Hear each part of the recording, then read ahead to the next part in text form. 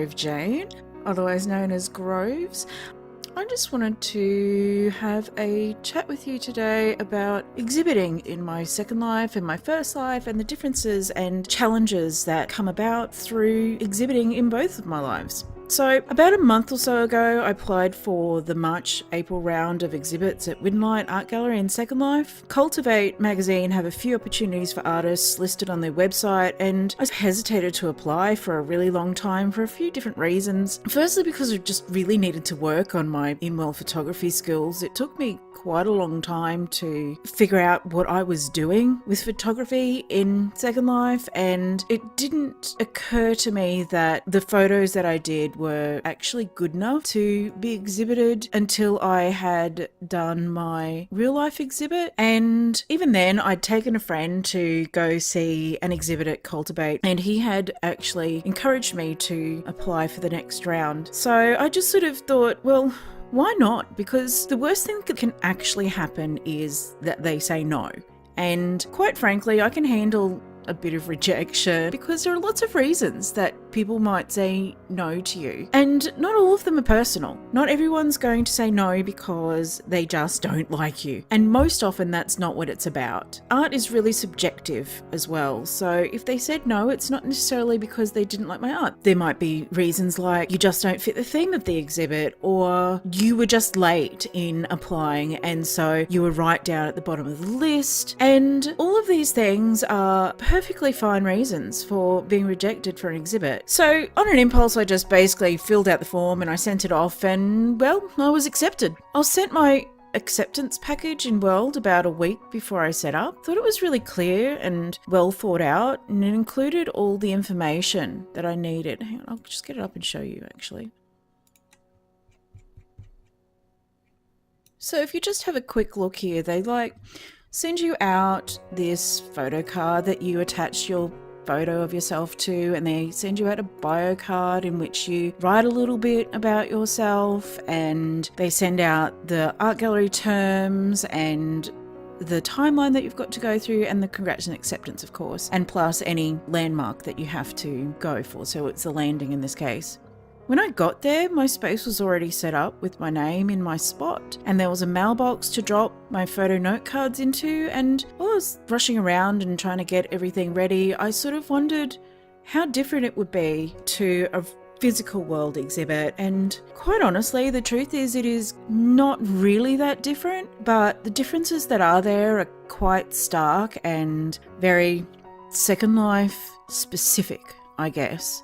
The biggest difference to me is that it's a lot quieter and more isolating. So you sort of go in and you set up your space and you send your bio in, and there it all is. Usually the atmosphere in a physical world exhibit is excited and it's anticipatory, and there's a sense of camaraderie and enthusiasm for the opening, and people chat and help one another out and set their things out and look at each other's works and they appreciate them. And on the days that I was setting up my exhibit in World, I only came across 2 other people. And one of them I had a quick chat to in order just to find out how to actually exhibit my photos, because I wasn't sure whether to put them in a frame or whether to just texture a prim with them. And when I was looking around, everybody just seemed to texture a prim. And by the way, that is actually what you do. You just put up your prims and you texture them. But that is all we chatted about. I mean, I did compliment her on her photos, and I said thank you very much for the advice, and that was really all that we chatted about, because I felt really self-conscious about taking up someone else's time. Because in World, social interaction is really different, and you can't read someone's body language or their facial expression. So I tend to err on the side of caution and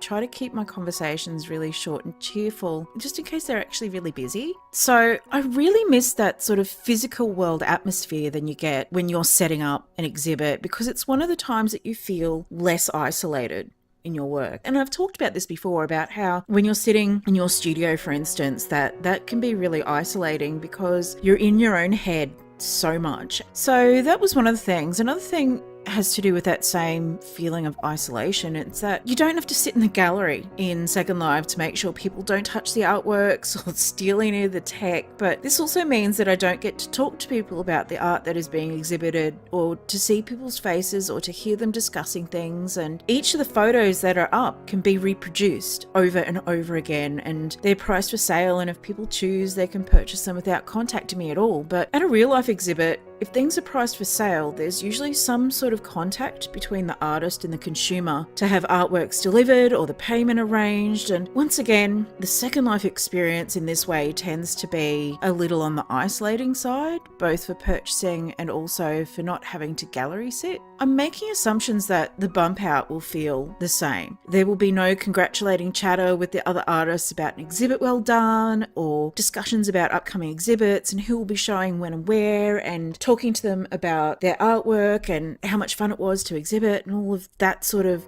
banter that goes on when you're taking down your physical artwork. It feels like there'll just be this silent pack up of prims, and if I see anybody, we won't actually have a discussion or chat or anything, and then we just teleport out and we'll all have just dispersed quietly into our second lives without ever having any real contact with one another. All that having been said though, I think that my biggest regret was that there was an opening event on the 4th of March at 1 p.m. Second Life time that I unfortunately had to miss out on, because the difference in time zones meant that I was otherwise engaged in my real life at the time. But it would have been that one time I was able to meet up and chat with the other exhibitors and enjoy an opening event, but I didn't actually get to it. So maybe I would have thought that this was a less isolating experience if I had have gone to that opening event. I'm not sure. I think that I will actually try to get to an art opening event and let you know how that feels after I've done that. The exhibit itself runs from the 4th of March through until April sometime. I'm not sure what the exact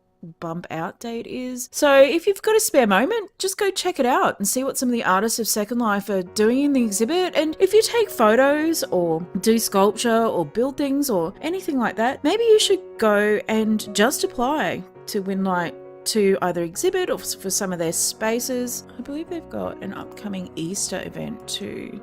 Yeah, they do. They have a 3rd annual spring art show that they are putting together at the moment. So I'll leave the link to their website. Head on over and just apply for that and see if you can exhibit some of the great photos that you do too, because I'd love to see some other people in the exhibits and have the chance to chat to them and see what their experiences are too. If you do that, let me know. Leave me a comment down below and that would be fantastic. I'd love to see you all there. That is basically what exhibiting in Second Life was like for me in comparison to exhibiting in my real life. And also, Alicia did a really great house tour of my house not long ago. So I'll leave a link to that video down below as well. If you like this video, give it a big thumbs up. If you haven't already, subscribe, hit the bell if you want to get notifications of upcoming videos, and I will chat to you guys next time. All right, thanks guys. Have a good one. Bye.